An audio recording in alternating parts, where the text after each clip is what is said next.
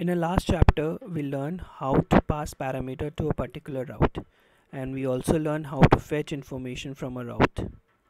So in today's lecture, we'll be seeing how can we reactively load a URL, and so in a better way to do that, let's suppose there can be certain criterias, or there can be certain scenarios where you might face something like you wanted to change the information from a click event, and you want that the information should get loaded into the page as well as the route information should get changed. So in order to describe what I'm trying to say, let's get to back to our code and let's see that in action.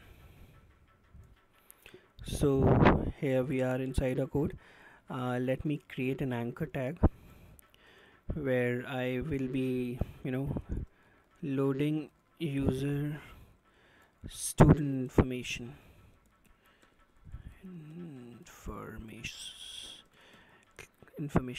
So in order to load the student information, I need to make sure that I am changing the route as well. So I'll just make, as I have already taught you guys in the earlier videos, how can we do that. We use a router link. So here I need to pass the URL, I need to pass the ID as well as the name of that into that URL. So I need to make it as a with the square bracket router link, and I need to pass the information in an array type. Let's say slash user, one will be user, since this is the first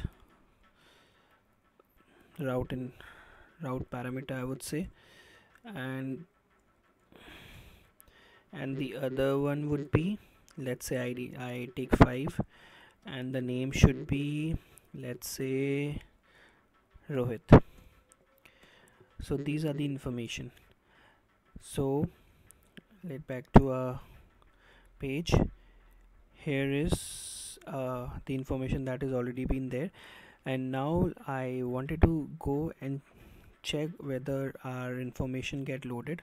So I click on the load student information, and now you can see that our route changed, but inside our component, inside our page, you see that nothing changed.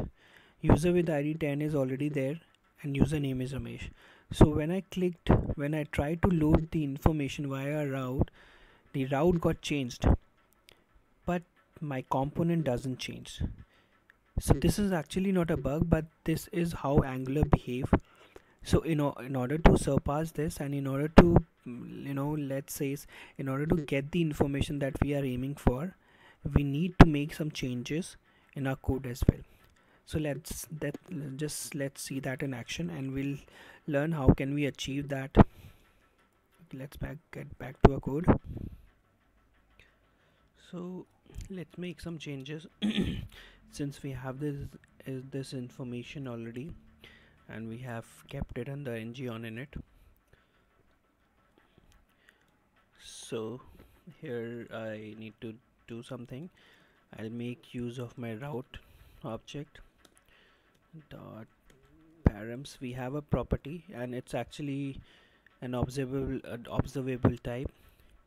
And now you'll just ask me whether what exactly is the difference between snapshot and params. Here earlier we are using snapshot, and in this I'm using params.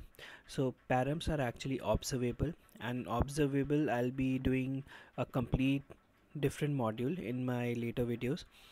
And just understand that observables are actually a third-party tool that is being used by Angular very heavily. So this params has a property, and that is we just use the subscribe method here. And in the subscribe method, the first object that is take is parameter. So I will use the params, and params will be of type params, and this need to be imported from Angular-router.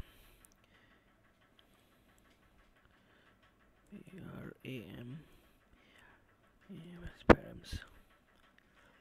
Okay, so sorry, my mistake. The first will be the params, and this should be loaded make sure you added the import here from at angular/router.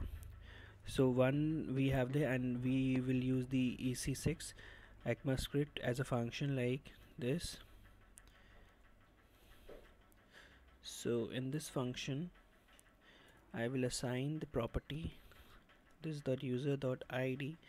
That id will be retrieved from the parent object as in the same way we did earlier, and the user dot name will be params name. So this is it, and let me save my changes. I guess there is some issue.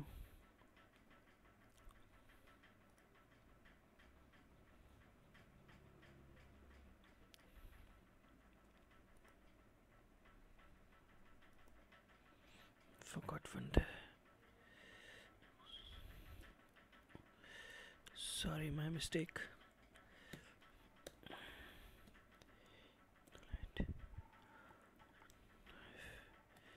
So let us go and see if this is actually providing us the required information. So here is already and if I load the information, so I need to change the route first of all. Let's say Ramesh here, and the ID should be 7,